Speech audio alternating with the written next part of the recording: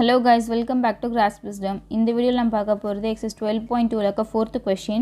A chord of a circle of radius 10 cm subtends a right angle at a center. Find the area of the corresponding minor segment and major sector ன்னு சொல்லி நம்ம question கொடுத்திருக்காங்க. So இந்த questionல கீழ வந்து two subdivision இருக்கு. So a chordன்றப்போ circle இருக்குன்னா எனக்கு இந்த மாதிரி ஒரு லைன் பாஸ் ஆச்சுன்னா தான் அது chordன்னு சொல்லுவோம். So chord of a circle of radius 10 cm. So எனக்கு radius பார்த்தீங்கன்னா 10 cm சொல்றாங்க. Subtends a right angle at center. So வந்து எனக்கு இப்படி ஜாயின் பண்ணிக்கிறேன். So இது வந்து chord. So 10 cm இருந்து இது radius line ஜாயின் பண்ணிக்கிறேன். இதுவும் radius line தான், இதுவும் radius line தான். So ஜாயின் பண்ணும்போது எனக்கு சென்டர்ல வந்து right angle சொல்றாங்க. So right angle நாலே தெரியும் நமக்கு 90 டிகிரி ன்ட்டு. So it means இந்த இடம் நமக்கு வந்து 90 டிகிரி இருக்கு. Find the area of the corresponding minor sector. So minor sector find பண்ண சொல்றாங்க. So minor sectorனா எனக்கு இந்த பார்ட் இருக்கு இல்லையா, இதான் வந்து நான் minor sectorன்னு சொல்லுவேன். and இது ஃபுல்லாவே எனக்கு வந்து செக்டார்னு அர்த்தம். and இது வந்து பாத்தீங்கன்னா மேஜர் செக்டார். செக்டார்லயே பெரிய ஏரியாங்கிறதுனால எனக்கு இது மேஜர் செக்டார்னு சொல்லுவேன். So first இத மட்டும் பார்த்தறலாம், மைனர் செக்மெண்ட். So மைனர் செக்மெண்ட்ங்கறப்போ எனக்கு இந்த போர்ஷன் தான் வரும். So A O B and P ன்னு சொல்லி நான் இங்க மார்க் பண்ணியிருக்கேன். So first பாத்தீங்கன்னா மைனர் செக்மெண்ட், அதாவது எனக்கு OA and OB ரெண்டுமே வந்து 10 cm தான். because ரேடியஸ்ங்கறப்போ இந்த சென்டர்ல இருந்து எல்லா பக்கமும் 10 cm தானே இருக்கும். சோ வந்து என்ன பண்றேன்னா கார்டை ஜாயின் பண்றதுக்கு ரெண்டு ரேடியஸ் லைன் வரைஞ்சிக்கிறேன். OA and OB ரெண்டுமே 10 cm எடுத்துக்கிறேன். அதே மாதிரி தீட்டா வந்து எவ்வளவு பாத்தீங்கன்னா எனக்கு 90 டிகிரி இருக்கு. சோ இப்போ ஏரியா ஆஃப் செக்மெண்ட். சோ இந்த பார்ட் மட்டும் நம்ம கிடைக்கணும்னா எப்படி ஃபைண்ட் பண்ண போறோம்னா, சோ இது பாத்தீங்கன்னா எனக்கு வந்து செக்டார் இல்லையா, அது ஃபுல்லாவே எனக்கு செக்டார். So ஒரு சர்க்கிள்ல சொன்னேன் இந்த பார்ட் ஃபுல்லாவே செக்டார் ன்ட்டு. சோ இது ஃபுல்லாவே செக்டார். செக்டார்ல எனக்கு இந்த ட்ரையாங்கிளை மைனஸ் பண்ணும்போது எனக்கு கிடைக்கும் இல்லையா, சோ இது வந்து எனக்கு ஃபுல்லாவே செக்டார். இதுல இருந்து இந்த ட்ரையாங்கிளை மட்டும் நான் மைனஸ் பண்ணிட்டேன்னா எனக்கு ரிமைனிங் இந்த பார்ட் தானே கிடைக்கும். சோ நான் என்ன பண்ண போறேன்னா இந்த ஏரியா ஆஃப் செக்டார்ல இருந்து ட்ரையாங்கிளை மட்டும் மைனஸ் பண்ண போறேன். ஏரியா ஆஃப் ட்ரையாங்கிள் மைனஸ் பண்ணிட்டேன்னா எனக்கு ரிமைனிங் ஏரியா ஆஃப் செக்மெண்ட் கிடைச்சிரும். So area of segment is equal to area of sector minus area of this triangle AOB. So area of sector first பார்த்திரலாம். area of sectorனா எனக்கு AOB and இந்த இடத்துல P ன்னு சொல்லி நான் mark பண்ணிக்கிறேன். So is equal to theta by 360 pi r square தான் formula. So theta வந்து பாத்தீங்கன்னா क्वेश्चनல கொடுத்திருக்காங்க 90 டிகிரி into சென்டர்ல. So அப்போ 90 by 360 into pi வந்து இங்க 3.14 தான் யூஸ் பண்ண சொல்லிருக்காங்க. So pi is equal to 3.14 substitute பண்ணிக்கிறேன். So into 3.14 into r square வந்து 10. So r வந்து 10, ஸ்கொயர்னால 10 ஸ்கொயர்னு எழுதிக்கிறேன். So 0 கேன்சல் ஆயிடும். 9 டேபிள்ல வந்து பாத்தீங்கன்னா 4 டைம்ஸ் வரும். So 1/4 into 3.14 into 10 ஸ்கொயர் வந்து 100. So 3.14 into 100 பண்ணும்போது எனக்கு இந்த பாயிண்ட் ரிமூவ் ஆகி 314 கிடைக்கும். and சால்வ் பண்ணும்போது ஃபைனலா கிடைக்கிறது 78.5 cm ஸ்கொயர். So இப்போ ஏரியா ஆஃப் செக்டார் பாத்தீங்கன்னா எனக்கு 78.5 cm ஸ்கொயர். So இப்போ நெக்ஸ்ட் வந்து பாத்தீங்கன்னா ஏரியா ஆஃப் ட்ரையாங்கிள் ஃபைண்ட் பண்ண போறேன். So இந்த ட்ரையாங்கிள் இப்படி இருக்கு இல்லையா, so OAB ன்னு சொல்லி இருக்கு. இந்த இடத்துல ரைட் ஆங்கிள் இருக்கு. so it means that எனக்கு right angle triangle 90 degree. so அப்படினு பாத்தீங்கன்னா இது வந்து எனக்கு பேஸா இருக்கும், இது வந்து எனக்கு ஹைட்டா இருக்கும். so அப்படி பாத்தீங்கன்னா எனக்கு ஏரியா ஆஃப் ட்ரையாங்கிள் ஃபார்முலா வந்து area of triangle is equal to 1/2 base into height, அதாவது half of base into height. so 1/2 into base வந்து எனக்கு இங்க OA and height வந்து பாத்தீங்கன்னா எனக்கு இங்க OB. so ரெண்டுமே வந்து 10 cm தான். because circle எனக்கு இப்படி இருக்குன்னா இந்த இடம் ரெண்டுமே ரேடியஸ் 10 cm தான். so 10 வரும். so 1/2 into 100 ன்னு கிடைக்கும். சால்வ் பண்ணும்போது ஃபைனலா கிடைக்கிற வேல்யூ பாத்தீங்கன்னா எனக்கு 50 cm ஸ்கொயர். so இப்போ ஏரியா ஆஃப் ட்ரையாங்கிள் வந்து எவ்வளவுனா 50 cm ஸ்கொயர். so இப்போ நமக்கு செக்டாரும் கிடைச்சிருச்சு and ஏரியாவும் கிடைச்சிருச்சு ட்ரையாங்கிளுக்கு. அதனால என்ன பண்ண போறோம்னா ரெண்டுத்தையும் மைனஸ் பண்ணா எனக்கு மைனர் செக்மெண்டோட ஏரியா கிடைச்சிரும். So area of minor segment is equal to area of sector minus area of triangle. Area of sector வந்து 78.5 find பண்ணோம், minus area of triangle வந்து 50 cm square னு find பண்ணோம். So 78.5 minus 50 subtract பண்ணும்போது எனக்கு 28.5 cm square னு கிடைக்குது. So area of minor segment APB வந்து எவ்வளவுனா எனக்கு 28.5 cm square. So next அதே questionல subdivisionனா major sectorக்கு find பண்ண சொல்லிருக்காங்க. So வந்து எனக்கு circle இருக்குன்னா எனக்கு இந்த பார்ட் தான் செக்டார். ஸோ மேஜர் செக்டார்னா ரிமைனிங் பார்ட் தான் எனக்கு மேஜர் செக்டார்னு சொல்லுவேன். ஸோ இது 10 அண்ட் இங்கே 90 இங்கே ஒரு கார்டு இருக்குது AOB அண்ட் இங்கே P. இதான் நம்ம டயக்ராமாக இருந்துச்சு. ஸோ மேஜர் செக்டார் இங்கேயும் வந்து பைக்கு பதில் 3.14 தான் சப்ஸ்டிட்யூட் பண்ண சொல்கிறாங்க. ஸோ தீட்டா வந்து இங்கேயும் 90 டிகிரி தான் எனக்கு, radius same 10 cm. So area of major sector formula பார்த்தீங்கன்னா எனக்கு 360 minus theta divided by 360 into pi R square. So இங்கே 360 மைனஸ் தீட்டாக்கு பதில் 90 போட்டுக்கிறேன் டிவைடட் பை 360 இன்டூ பைக்கு பதிலாக 3.14 ஆர் ஸ்கொயருக்கு பதிலாக 10 ஸ்கொயர் போட்டுக்கிறேன். ஸோ ஆர் ஸ்கொயர் 10 ஸ்கொயர் வந்து எனக்கு 100. ஸோ 360 மைனஸ் 90 வந்து 270 டிவைட் பை 360 அப்படியே இருக்கும். இன்டூ இந்த 3.14 இன்டூ 100 பண்ணும்போது எனக்கு டெசிமல் பாயிண்ட் ரிமூவ் ஆகி 314 சொல்லி கிடைக்கும். ஸோ 270/360 into 314 சொல்லி கிடைக்கும். 0 கேன்சல் ஆகி எனக்கு ஃபைனலாக சால்வ் பண்ணும்போது கிடைக்கிற வேல்யூ எவ்வளோன்னு பார்த்தீங்கன்னா 235.5 cm². So area of major sector எனக்கு வந்து எவ்வளோ கிடைக்கிதுன்னா 235.5 cm². நெக்ஸ்ட்டு பார்த்தீங்கன்னா 5th question. In a circle of radius 21 cm, an arc subtends an angle of 60 degree at the center. Find the length of the arc. So என்ன கேட்குறாங்கன்னா இந்த கொஷினில் பார்த்தீங்கன்னா நமக்கு வந்து 3 சப்டிவிஷன் இருக்குது. ஸோ ஃபஸ்ட்டு சப்டிவிஷனில் த லென்த் ஆஃப் ஆர்க் மட்டும் ஃபைண்ட் பண்ண சொல்லி கேட்குறாங்க. ஸோ கொஷின் ஃபஸ்ட்டு பார்த்தோம்னா ஒரு சர்க்கிள் இருக்குது. அந்த சர்க்கிளுக்கு வந்து ரேடியஸ் 21 cm சொல்கிறாங்க. ஸோ இந்த சர்க்கிள் இருக்குன்னா ரேடியஸ் வந்து பார்த்திங்கன்னா 21 cm and arc subtends angle of 60 degree at centre. So angle வந்து 60 டிகிரின்னு சொல்கிறாங்க. ஸோ ஆங்கிள் வந்து எவ்வளோனா 60 டிகிரி சென்டர்னு சொல்கிறாங்க. அதே மாதிரி ஆர்க்குன்னு மென்ஷன் பண்ணுறாங்க. ஸோ ஆர்க்குன்றப்போ எனக்கு இதுதான் ஆர்க். ஸோ இந்த பார்ட் தான் நம்ம வந்து ஆர்க்குன்னு சொல்லுவோம். ஸோ இது வந்து ஆர்க்கு. அதே மாதிரி நமக்கு சென்டரில் வந்து பார்த்திங்கன்னா 60 டிகிரின்னு சொல்கிறாங்க. ஸோ இங்கே 60 டிகிரி. ஸோ நம்ம டயக்ராம் எப்படி தான் இருக்கும். இதெல்லாம் நமக்கு டயக்ராம் கொடுக்க மாட்டாங்க. நம்மளா கொஸ்டினை வச்சு தான் அசியூம் பண்ணி நம்ம ட்ரா பண்ணணும். ஸோ சர்க்கிள் இருக்குது, ரேடியஸ் வந்து 21 cm. அதே மாதிரி நமக்கு வந்து ஆர்க் கொடுத்துருக்காங்க. ஸோ நடுவில் வந்து 60 டிகிரின்னு சொல்கிறாங்க. இந்த டயக்ராம் இப்படி தான் இருக்கணும்னு அவசியம் கிடையாது. இப்போ நீங்கள் சர்க்கிள் வரைகிறீங்கன்னா சென்டர் நீங்களாக வச்சுக்குவீங்க. ஸோ வந்து எனக்கு எவ்வளோ ரேடியஸ் 21 cm. ஸோ இங்கே ஒரு லைன் எக்ஸ்டெண்ட் பண்ணிங்கன்னா உங்களுக்கு 21 cm. பிகாஸ் நமக்கு ரேடியஸ் லைன் எங்கே வேணாலும் வரையலாம், பிரச்சனை கிடையாது. ஸோ அப்போ லென்த் ஆஃப் ஆர்க்குன்றப்போ உங்களுக்கு இதுதான் வரும் மீன் பண்ணி. ஸோ அதே மாதிரி இங்கே ஆர்க் சொல்லியிருக்காங்க. ஸோ இப்போ லென்த் ஆஃப் த ஆர்க் தான் இங்கே ஃபைன் பண்ணணும். அதாவது நமக்கு இதோட லென்த்து தான் நம்ம ஃபைன் பண்ண போகிறோம். ஸோ லென்த் ஆஃப் ஆர்க் ஃபார்மில் வந்து பார்த்திங்கன்னா எனக்கு θ/360 into 2πr.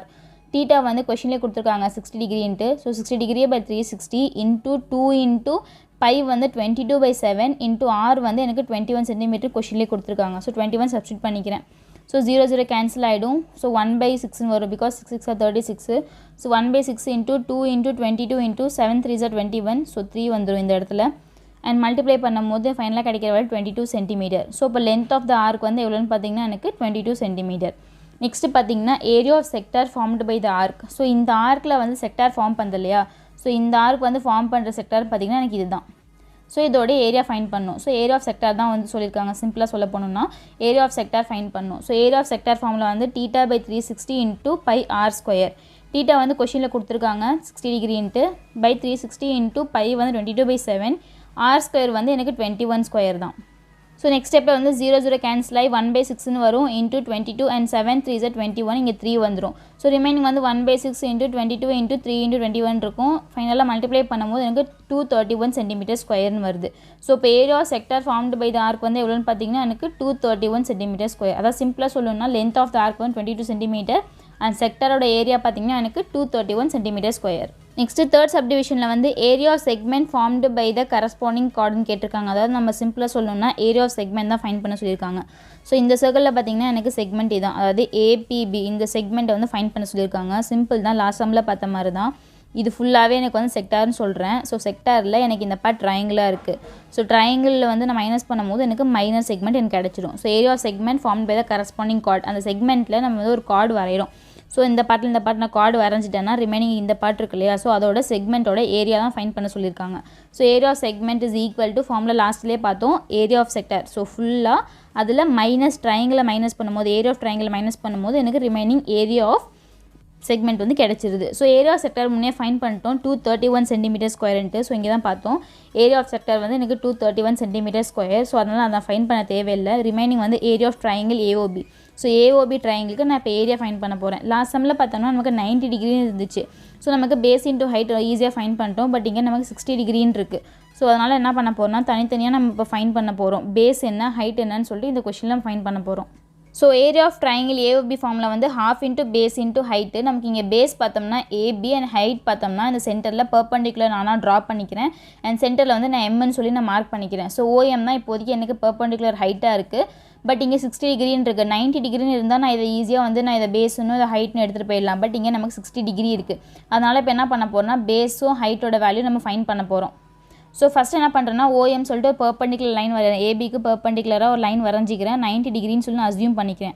அதாவது நமக்கு இந்த இடத்துல அந்த இடத்துல இல்லை, இந்த இடத்துல வந்து 90 டிகிரி இருக்கும். பிகாஸ் ரைட் ஆங்கிள் ட்ரையாங்கிள்ங்கிறப்போ நமக்கு 90 டிகிரி தான் இல்லையா. ஸோ பர்பண்டிகுலராக வரைகிறனா நமக்கு 90 டிகிரி தான் பர்பண்டிகுலர் எப்பயுமே இருக்கும். ஸோ பர்பண்டிகுலராக வரையும் போது எனக்கு என்ன ஆகும்னா ஆங்கிள் எம் அதாவது எனக்கு இந்த இடத்துல ஏஎம்ஓவும் பிஎம்ஓவும் வந்து எவ்வளோன்னா எனக்கு 90 டிகிரி இருக்கும். ஸோ இப்போ என்ன பண்ணுறேன்னா OAM, ஸோ OAM இந்த ட்ரையாங்கிளையும் OBM இந்த ட்ரையாங்கிளையும் ரெண்டத்தையும் எடுத்து நான் சிமிலர்னு ப்ரூவ் பண்ணுறேன். ஸோ சிமிலர்னு ப்ரூவ் பண்ணால் தான் நமக்கு இந்த ஆங்கிள் ஃபைன் பண்ண முடியும்.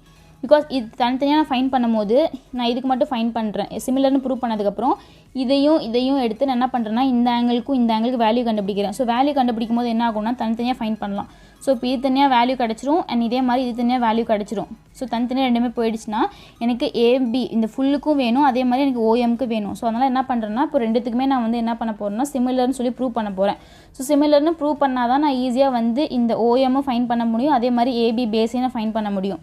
ஸோ OAM இந்த ட்ரையாங்கிளையும் OMB இந்த ரெண்டு ட்ரையாங்கிளையும் எடுத்து நான் சிமிலர்னு ப்ரூவ் பண்ணுறதுக்கு என்ன பண்ணுறேன்னா ஃபஸ்ட்டு ஆங்கிள் M ரெண்டுமே வந்து 90 டிகிரி தான். So will be equal to 90 degree. ரெண்டுமே 90 டிகிரினால இந்த ஃபஸ்ட்டு இதை எழுதிக்கிறேன். நெக்ஸ்ட் வந்து OA is equal to OB. So OA is equal to OB ஏன் எழுதுறேன்னா ரெண்டுமே வந்து எனக்கு ரேடியஸ் தான், ரெண்டுமே 21 சென்டிமீட்டர் ஈக்குவலாக தான் இருக்கும். So OA is equal to OB. அதே மாதிரி பார்த்தோம்னா OM is equal to OM because வந்து எனக்கு சேம் பேஸ் காமன் சைடாக இருக்குது. ஸோ ரெண்டுத்துக்குமே வந்து OM வந்து காமன் சைடாக இருக்கிறதுனால OM is equal to OM. So according to RHS congruency நான் என்ன சொல்லுவேன்னா triangle OMA. So OMA is congruent to triangle OMBன்னு சொல்கிறேன். ஸோ கான்குரண்ட்டாக இருந்துச்சுன்னா அக்கார்டிங் டு CPCT நான் என்ன சொல்வேன்னா இந்த ஆங்கிளும் ஈக்குவல் சொல்வேன். இப்போ ரெண்டு ட்ரையாங்கிளுமே கான்குரண்ட்னா எனக்கு ஆட்டோமேட்டிக்காகவே இந்த ஆங்கிள் ஈக்குவல் வந்துடும் இல்லையா. So OAM will be equal to OMB. So இந்த ஆங்கிள் ஈக்குவலே எழுதிக்கிறேன் பை CPCT. அதே மாதிரி நமக்கு பார்த்தோம்னா இந்த சைடு இந்த AMமும் BM ஈக்குவல். அதான் நம்ம வந்து என்ன சொல்கிறோன்னா இதுவும் நம்ம சேம்னு சொல்லிட்டோம். அதே மாதிரி இந்த சைடும் சேம்னு சொல்லியாச்சு. ஸோ ரிமைனிங் இருக்கிறது எனக்கு ஆங்கிள். ஸோ இந்த ஆங்கிளும் CPCTயில் ஈக்குவல்னு சொல்கிறேன். அதே மாதிரி எனக்கு கீழே இந்த பேஸும் CPCTயில் ஈக்குவல் சொல்கிறேன்.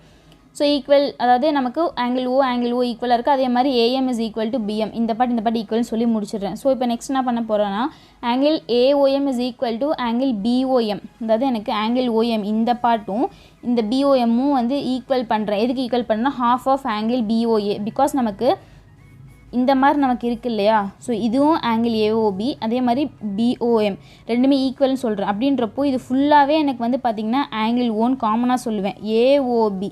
ஸோ இதை வந்து தான் பாதியாக எனக்கு பிரிக்குது. அப்படின்றப்போ நான் எப்படி எழுதலான்னா ஆங்கிள் OAMமையும் ஆங்கிள் BOMமையும் நான் எப்படி எழுதலான்னா is equal to half of BOAன்னு எழுதலாம் இல்லையா. பிகாஸ் நமக்கு இதில் தான் ஹாஃப் ஆஃப் பிரியுது. அப்படின்றப்போ நான் ஹாஃப் ஆஃப் BOAன்னு சொல்லி எழுதலாம். ஸோ உங்கள் கான்செப்ட் கிளியராக புரியும் நினைக்கிறேன். இது ஃபுல்லாகவே வந்து எனக்கு BOA ஆங்கிள். ஸோ இதை தான் வந்து நான் ஹாஃப் ஆஃப் பிரிக்கிறேன். அப்படின்றப்போ நான் வந்து இது எப்படி எழுதலாம்னா ஹாஃப் ஆஃப் BOAன்னு எழுதலாம். பிகாஸ் இது ரெண்டும் தான். இப்போ இது ஹாஃபாக நீங்கள் பிரிச்சிங்கன்னா எனக்கு வந்து இது ஹாஃபாக எனக்கு பிரிச்சிங்கன்னா AOMனு வரும் BOMனு வரும். ஸோ அதை நம்ம ஹாஃபாக பிரிக்கிறதுக்காக தான் இப்படி எழுதியிருக்கோம்.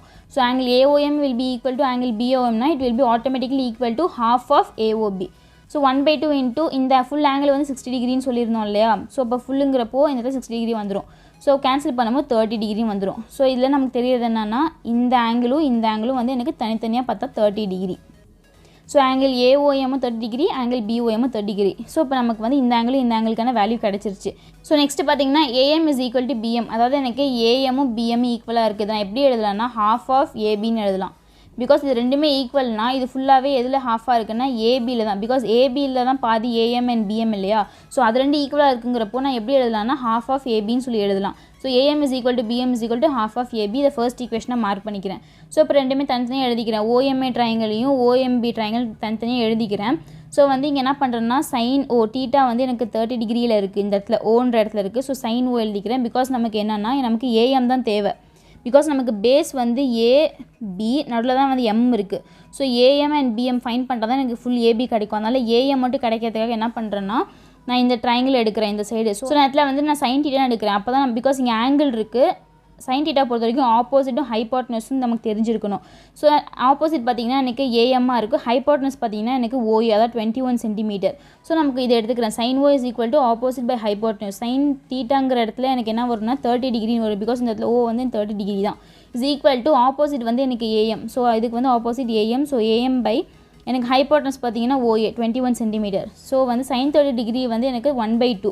So 1/2 is equal to AM by A/21 போட்டுக்கிறேன். So 1/2 is equal to AM by 21 வரும். வேறு AM is equal to final 21/2. So AM value பார்த்திங்கன்னா எனக்கு இதில் வந்து எனக்கு AM கிடச்சிருச்சு. அதாவது எவ்வளோனா எனக்கு 21/2 தான் எனக்கு AMோட வேல்யூ. ஸோ நெக்ஸ்ட் இந்த சைட் பார்த்தீங்கன்னா அதே மாதிரி தான். இங்கே வந்து என்ன பண்ணுறேன்னா காஸ் எடுக்கிறேன். Because adjacent by hypotenuse. So hypotenuse இது, அட்ஜசன்ட் பார்த்தீங்கன்னா இது. நமக்கு OM தான் தேவை. ஸோ நெக்ஸ்ட் இது வந்து AB பேஸு, ஹைட்டுக்கு வந்து நமக்கு OM தான் வேணுங்க இல்லையா, அதனால OM கிடைக்கிறதுக்கு என்ன பண்ணுறேன்னா நான் இங்கே வந்து cos θ எடுத்துக்கிறேன். So cos θ is equal to adjacent by hypotenuse. cos θங்கிற இடத்துல 30 டிகிரி போட்டுப்பேன். So cos 30 degree is equal to adjacent பார்த்தீங்கன்னா எனக்கு OM. So OM divide by hypotenuse வந்து OB. hypotenuse வந்து எனக்கு 21 பிகாஸ் நமக்கு ரேடியஸ் வேல்யூ தான் வரும். ஸோ 21 cos 30 வந்து எனக்கு √3/2. So √3/2 is equal to OM/21 வரும். வேர் OM ஃபைனல் வேல்யூ எவ்வளோன்னு பார்த்தீங்கன்னா எனக்கு √3 × 21/2 கிடைக்குது.